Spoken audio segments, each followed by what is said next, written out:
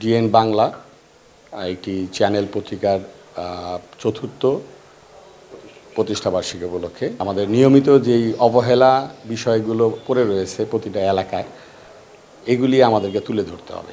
আমাদের সাংবাদিকতা করার বিষয়ে আমাদের সবকে মনে রাখতে হবে যে বস্তুনিষ্ঠ সংবাদ, এখানে মানুষের যে বিষয়গুলো আছে কষ্টের, সেগুলি আমরা যদি মানুষ এটা তুলে ধরতে পারি, তো আলটিমেটলিভাবে এই সংবাদটা মানুষ জানলে যিনি অপরাধী তিনি এইখান থেকে সরে দাঁড়াবেন বা কিছুটার জন্য হলেও সে লজ্জিত হয়ে কিছুটা অপরাধ দমনের আমাদের এই সংবাদপত্রের মাধ্যমে তুলে ধরতে হবে।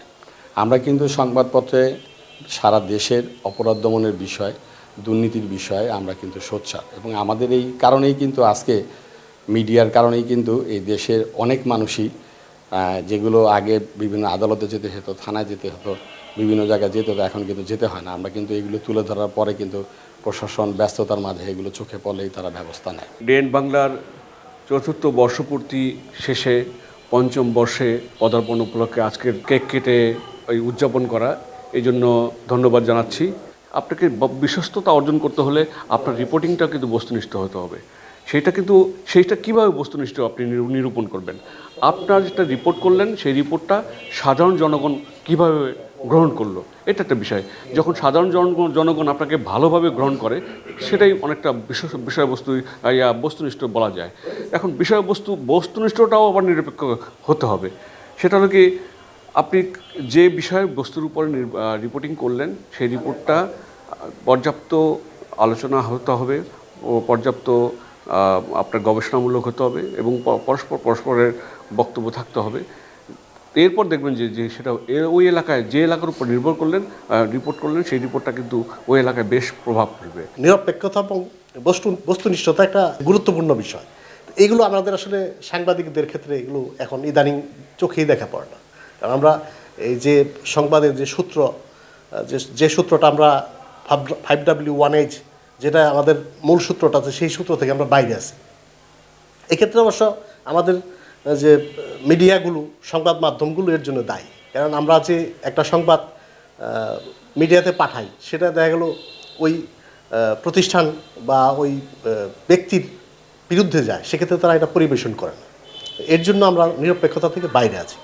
একটা বস্তুনিষ্ঠতা, আমরা যে সংবাদ পরিবেশন করি মূল যে আমাদের সূত্রের বাইরে চলে যায়। আজকে ডিএন বাংলা পত্রিকার নিউজ পোর্টাল, এটা চতুর্থ বার্ষিকী।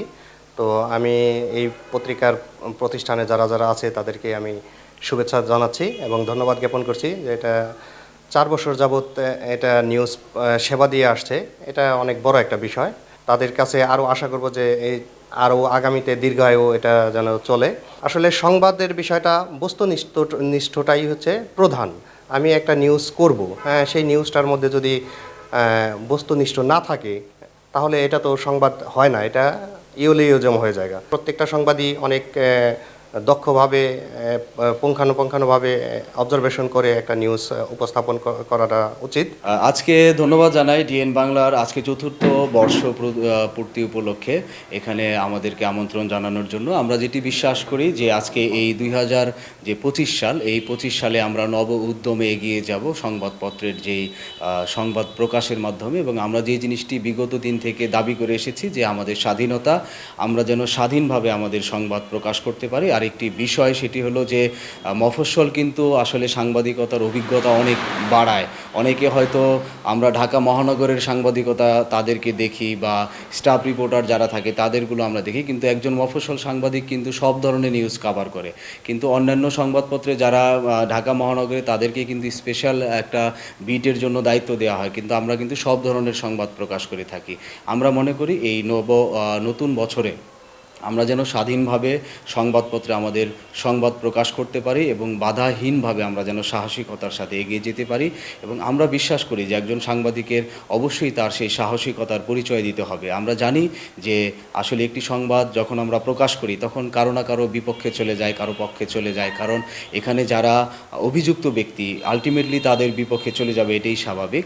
আমি মনে করি যারা সংবাদ প্রকাশ করবেন, যার বিরুদ্ধে অভিযোগ, তার বক্তব্যটাকে প্রাধান্য বেশি দেবেন। আপনি সম্পূর্ণ নিউজটি যদি তার বিপক্ষেও চলে যায়, আপনি আত্মপক্ষ সমর্থনে তার বক্তব্য নিয়ে যদি আপনি সংবাদ প্রকাশ করতে পারেন, সেটি হবে বস্তুনিষ্ঠ সংবাদ আমি বিশ্বাস করি।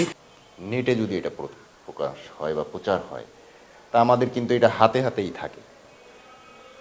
এখন আমরা যদি দেখি, আমরা যারা এই সংবাদগুলো দেখি, অনেকে কিন্তু আমরা দেখি না, বা আমরা যারা দেখি অনেক সময় একটা মিথ্যা ঘটনা হইলে কিন্তু এই জিনিসটা কিন্তু অনেক সমালোচনা হয়, বা এই জিনিসটা কিন্তু সারা বিশ্বেই কিন্তু প্রচার পায় বা ছড়িয়ে যায়।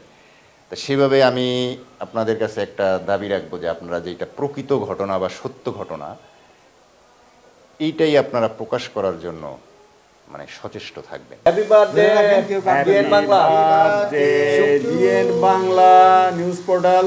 আরো সামনে এসে ধরো সবাই রে, হ্যাঁ আর ধরো, হ্যাঁ ওই ইয়ে একটু, আরে বাবা বড় ধরো ধরো বড় করে, হ্যাঁ।